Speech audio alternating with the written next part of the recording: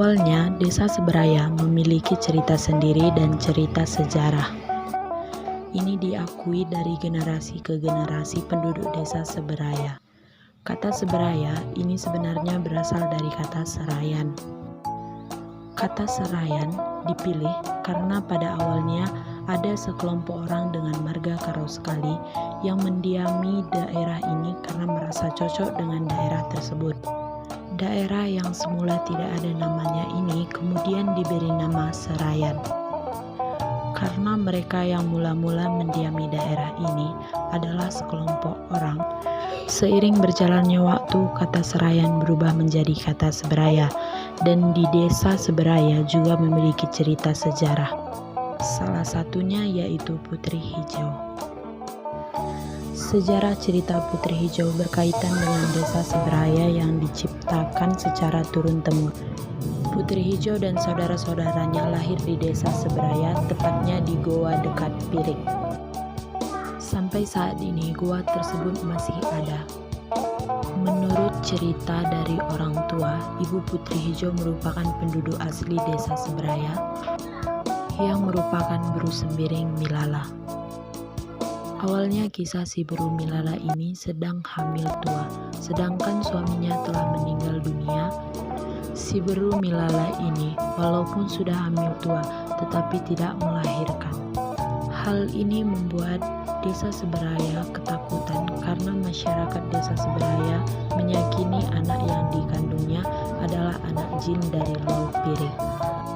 Oleh karena hal tersebut, masyarakat Desa Seberaya mengasingkannya dari Desa Seberaya ke sebuah goa di Laut Pirik.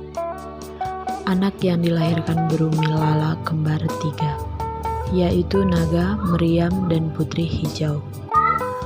Putri Hijau tumbuh besar menjadi seorang gadis yang cantik.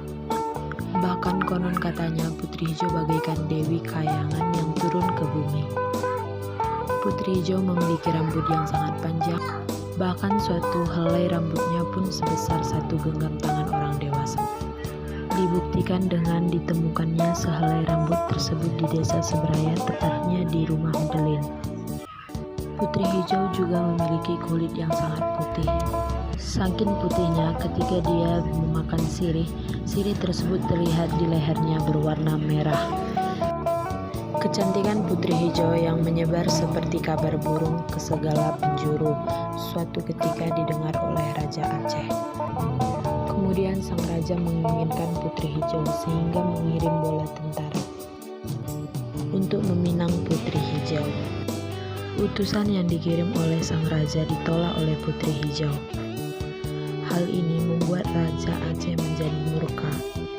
Ia merasa dirinya dan kerajaannya dihina, sehingga jatuhlah perintah untuk segera menyerang benteng Putri Hijau. Tetapi saat menyerang benteng Putri Hijau, tentara Aceh tidak dapat menerobos karena benteng tersebut sangat kokoh. Oleh karena itu, Raja Aceh menghambarkan logam ke depan benteng prajurit Putri Hijau. Karena prajurit Putri Hijau sibuk mengambil logam, prajurit Raja Aceh masuk ke dalam dan menerobos dengan mudah menguasai benteng. Pertahanan terakhir yang dimiliki orang dalam adalah salah seorang saudara Putri Hijau, yaitu Meriam Putung. Karena ditembakkan terus-menerus, Meriam ini menjadi panas dan terputus 2. Bagian moncongnya tercampakkan ke Desa Sukanalu Simbelang, Kecamatan Barus Jahe, sedangkan bagian sisanya terlantar ke Labuhan Deli dan kini ada di halaman Istana Maimun, Medan. Melihat situasi yang tak menguntungkan, Naga sang saudara Putri Hijau menaikkan Putri Hijau ke atas punggungnya dan menyelamatkan diri melalui sebuah terusan atau jalan Putri Hijau, memasuki Sungai Deli dan langsung ke Selat Malaka.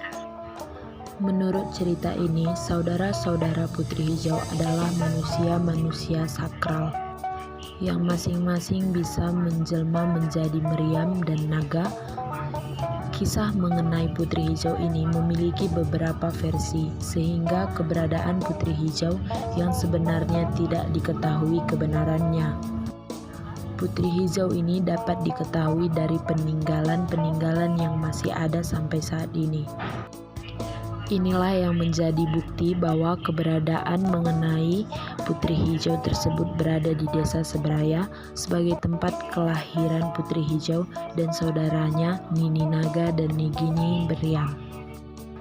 Peninggalan Putri Hijau yang masih ada sampai saat ini di Desa Seberaya yaitu pemandian Putri Hijau, Gua Putri Hijau, lubang bawah sisi kiri, lubang sisi atas, tempat pemandian Putri Hijau. Pandangan beberapa masyarakat Seberaya mengenai peninggalan-peninggalan Putri Hijau tersebut sangat perlu dilestarikan sebagai peninggalan sejarah. Tetapi ada beberapa masyarakat yang menganggap hal tersebut tidak perlu dilestarikan karena peninggalan tersebut dipandang bersifat mistik, apalagi seiring dengan berkembangnya zaman yang semua orang sudah memiliki agama dan kepercayaan masing-masing.